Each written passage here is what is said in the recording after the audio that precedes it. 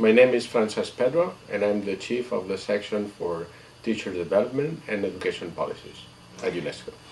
Even in the most developed countries, we have evidence of the impact of the crisis on the teaching profession.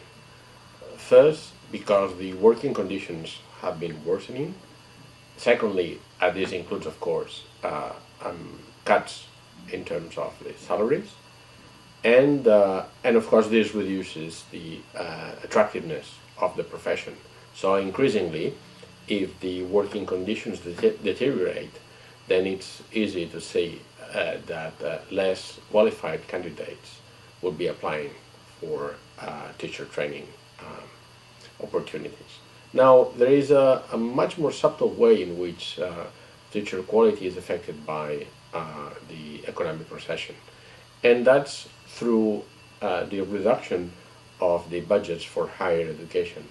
As you may realize, in many countries, teacher training is part of the provision of higher education.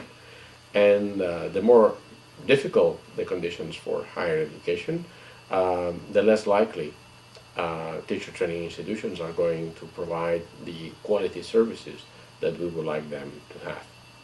UNESCO is now in the process of releasing a measure teacher strategy, which is in a way a kind of consolidation of existing activities with an increasing emphasis on the EFA goals. Because as you know, we're approaching the end of the EFA project, and we would like to see in which ways teacher policies and teacher training can be aligned better with the needs that we have for EFA. At the same time, in the context of this strategy, UNESCO is about to launch a dedicated initiative for sub-Saharan countries, where teacher shortages are seen to have a clear impact on the inability to reach EFA goals. Now, both in the strategy and the initiative, we, in a way, give a lot of emphasis to the idea that the best investment we can make is on teacher training, and particularly through capacity development of teacher training institutions. But this is just part, so to say, of the effort that UNESCO has to make.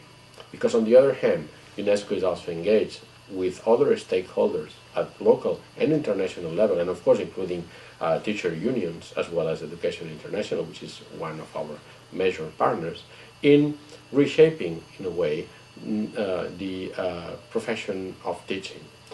Why that? Because we think that we have to move quickly from the existing old 19th century paradigm in which teachers were appointed and left to themselves, to a new paradigm in which teachers become part, in a way, of teams. And in that respect, they need not only to be supported, but actually they need a rewarding type of working environment. And there are important pieces for which UNESCO has engaged itself in the ongoing dialogues. Like, for instance, the way in which school leaders can help and contribute to teacher professional development, or the way in which teacher evaluation and assessment can really play a role, not simply to say what is not working well, but rather used as a diagnostics for, in a way, directing correctly the kind of support activities that would help teachers to improve even better the chances of learning for their pupils. So that's very much the UNESCO engagement, and as I said, we are deeply engaged also with teacher unions at local level as well as international level.